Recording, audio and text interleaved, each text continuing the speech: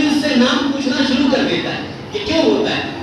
کہ اس لیے کہ اللہ نے انسان کو ایسا بنایا ہے کہ اس کو حسن کے اندر دلچسپی ہوتی. دنیا میں کوئی عقل مند ایسا آپ کو نہیں ملے گا جو یہ کہے کہ مجھے اچھی چیزیں نہیں بھاتی, مجھے اچھی چیزیں دیکھنے کی طبیعت نہیں کرتی, مجھے کوئی حسین و جمیل منظر دیکھنے کی طبیعت نہیں ہوتی. کوئی ایسا ملے گا آپ کو؟ نہیں مل سکتا.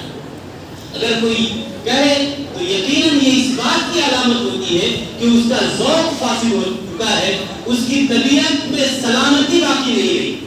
اگر مزاج کے اندر سلامتی ہے تو دشمن کا بچہ بھی اگر خوبصورت ہے تو اچھا لگتا ہے. باپ سے چاہے دشمنی ہو, لیکن چھوٹا بچہ اگر خوبصورت ہے تو انسان اس پر ہاتھ نہیں چلاتا.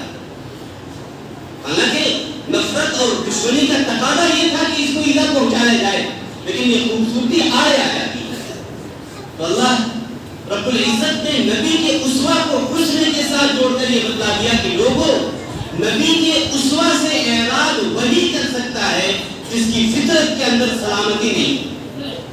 اگر طبیعت سالم ہے اور عقل کامل ہے تو ممکن ہی نہیں ہے کہ ایک انسان نبی کی سیرت اور نبی کے طریقے کو چھوڑ کر کوئی دوسرا طریقہ اختیار کرے. اس لیے اس آیت میں خطاب صرف مسلمانوں کو نہیں کیا گیا. علماء نے اس پر بھی بحث کی ہے کہ یہاں لقد کان لکم کہا گیا ہے, یہاں صحابہ کو مخصوص نہیں کیا گیا. اس لکم میں قیامت تک آنے والی تمام انسانیت شریک ہے, چاہے وہ مسلمان ہو یا غیر مسلم ہو, چاہے وہ عیسائی ہو یا وہ یہودی ہو. نبی کی زندگی اسوہ اور نمونہ سب کے لیے ہے. سب کی ذمہ داری ہے کہ اس اسوہ کو اپنے لیے بطور آئیڈیل اور بطور نمونہ قبول کریں.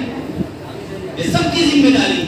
یہ ذمہ داری صرف صحابہ کی نہیں اور یہ ذمہ داری صرف مسلمانوں کی نہیں, بلکہ نبی کی زندگی پوری انسانیت کے لیے آئیڈیل اور نمونہ ہے. تو ایک انسان کا یہ مزاج ہے کہ وہ اچھی چیزوں کو اپنانا چاہتا ہے. اب جب انسان کے مزاج میں یہ ہے کہ وہ چیزوں کو اپنائے, اب یہ سوال پیدا ہوتا ہے کہ کس چیز کو اپنانا چاہیے. اتنا تو ہے کہ ہم بغیر تقلید اور اتباع کے نہیں رہ سکتے. ہمارے خمیر میں اور ہمارے ضمیر میں جب اللہ نے اتباع اور تقلید رکھ دیا ہے تو ہم مجبور ہیں کسی نہ کسی کی پیروی کرنے پر. اب سوال ہے کہ پیروی کس کی ہونی چاہیے اور کن بنیادوں پر پیروی ہونی چاہیے, کسی کی تقلید کرنے کے اصول کیا ہونے چاہیے, انسان کس کی بات مانے اور کیوں مانے, اس کے کچھ اصول ہونے چاہیے. اگر اس موضوع کو لمبا کیا جائے تو بڑی لمبی ایک گفتگو ہوگی. میں اپنی بات کو مختصر رکھنا چاہتا ہوں, اس کی تفصیل میں نہیں جانا چاہتا کہ اسوہ بننے کے لیے ایک انسان کے اندر, قائد کے اندر کتنی طرح کی صلاحیتیں موجود ہیں. علامہ سید سلیمان ندوی نے اس پر بڑی تفصیلی بحث کی ہے کہ قائد کے لیے اور اسوہ بننے کے لیے کتنے شرائط ہیں اور وہ شرائط کس طرح سے آپ صلی اللہ علیہ وسلم کے اندر علی وجہ الکمال و تمام موجود تھے. یہ ایک مختلف موضوع ہو جائے گا, ایک وسیع موضوع ہو جائے گا. میں اس تک نہ جاتے ہوئے صرف اتنا عرض کروں کہ دنیا کی کوئی خوبی ایسی نہیں ہے جس خوبی کی وجہ سے انسان کسی کی طرف مائل ہو سکتا ہو اور وہ خوبی پورے طور پر آپ صلی اللہ علیہ وسلم کی ذات بابرکات میں علی وجہ الکمال و تمام موجود نہ ہو. چاہے وہ احسان ہو, چاہے وہ نوال ہو, چاہے وہ کمال ہو یا اور بھی جتنے صفات ہو سکتے ہیں, کوئی خوبی نہیں. ایک انسان اگر کسی سے محبت کرتا ہے, اس کی بات مانتا ہے, تو بسا اوقات اس بات ماننے کی وجہ سامنے والے کی خوبصورتی ہوتی کہ اس کے حسن سے مجبور ہو کر اس کی ہر بات کو, چاہے وہ مزاج کے موافق ہو یا نہ ہو, مانتا ہے. اگر اس کو بنیاد بنایا جائے تو خدا کی قسم اس روئے زمین پر کسی نے آپ صلی اللہ علیہ وسلم سے زیادہ حسین اور جمیل نہیں دیکھا ہے.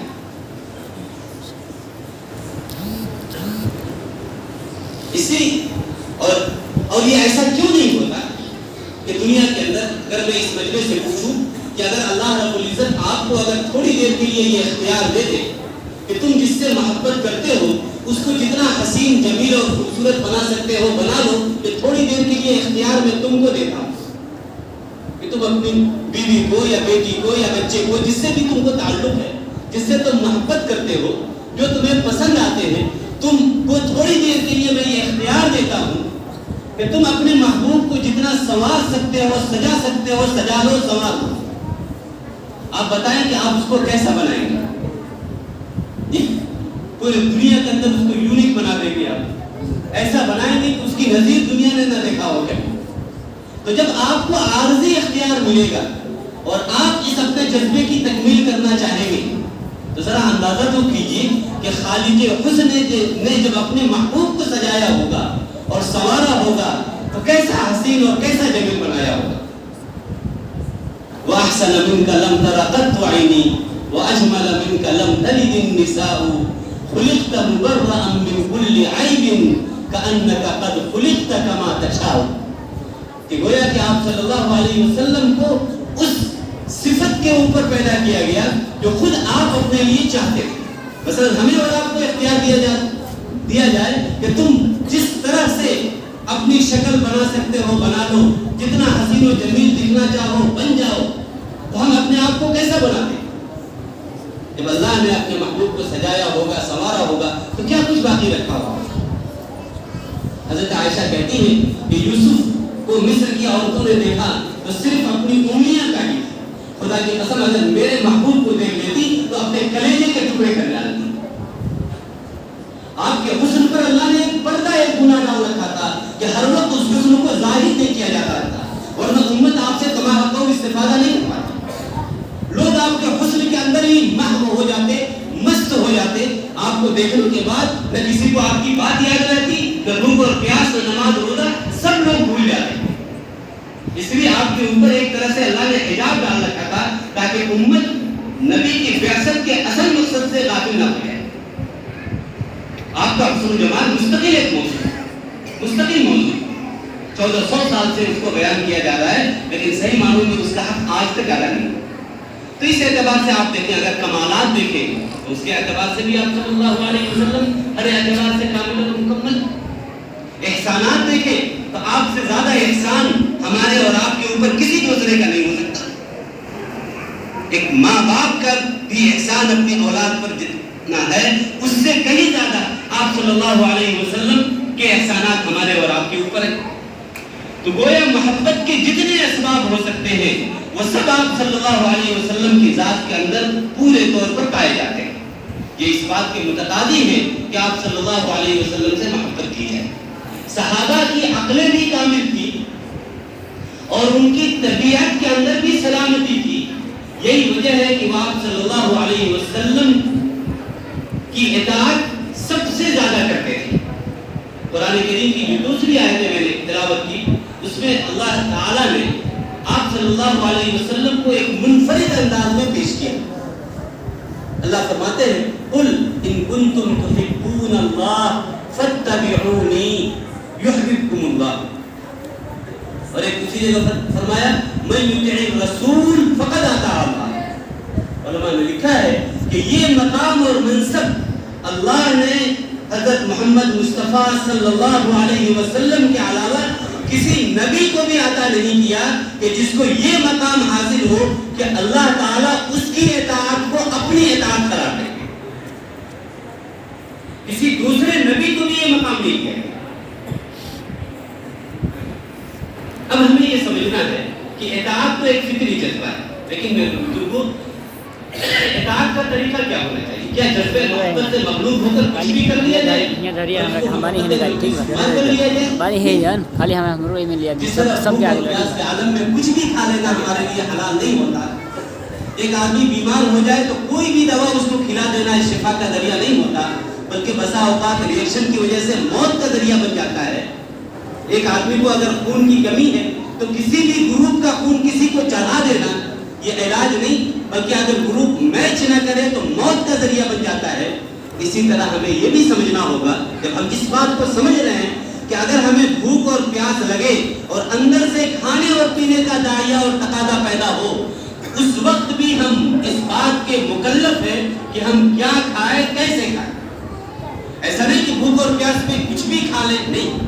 हाँ, इस्तिरार और महबूसे की हालत अलग है। لیکن عام حالت میں بھوک اور پیاس کی صورت میں کچھ بھی کھا لینا، کچھ بھی پی لینا، جبکہ اس کی حلال چیزیں ہمارے پاس موجود ہو. ایک آدمی اپنی بھوک مٹانے کے لیے خنزیر کھانے لگے، مخبزہ کا حال نہ ہو، اپنی پیاس بجھانے کے لیے شراب پینے لگے، کیا اس کے لیے جائز ہے؟ یہ حالت مخبزہ میں مجبوری کے طور درجے میں کچھ دیر کے لیے اجازت دی گئی ہے، عام حالت میں اس کی اجازت نہیں. ایک آدمی بیمار ہے، کوئی بھی دوا اسے کھلا دی جائے کہ آخر یہ بیمار ہے اور یہ دوا ہے، نہیں، بلکہ یہ دوا کھلانے سے پہلے یہ جاننا ضروری ہوتا ہے کہ اس کو بیماری کون سی ہے اور یہ دوا اس مرض میں کارآمد ہے یا نہیں. اس کے بغیر فائدہ کے بجائے نقصان ہو سکتا ہے. خون کی ضرورت ہے تو کوئی بھی خون نہیں چڑھایا جا سکتا. بلڈ گروپ جب تک نہ ملے اس وقت تک بلڈ چڑھانا وہ جان لینے کا ذریعہ ہو سکتا ہے، اس سے جان بچے گی نہیں. تو جب بزرگوں جذبے شوق میں کچھ بھی کر لینا جب علاج نہیں، کچھ بھی کھا لینا جب ہمارے لیے حلال نہیں، تو کیا نبی کی محبت میں کچھ بھی کر لینا یہ محبت نبوی کی دلیل بن جائے گی؟ یا یہاں بھی ہمیں یہ جاننا پڑے گا کہ ہمیں اگر نبی سے محبت ہے تو محبت میں ہمیں کیا کرنا پڑے گا. آج بدقسمتی سے نبی سے محبت تو ہم کرتے ہیں، نبی سے محبت کرتے ہیں. یہ ناممکن ہے کہ کوئی مسلمان ہو اور نبی سے محبت کا جذبہ اس کے اندر نہ ہو، یہ ممکن ہی نہیں.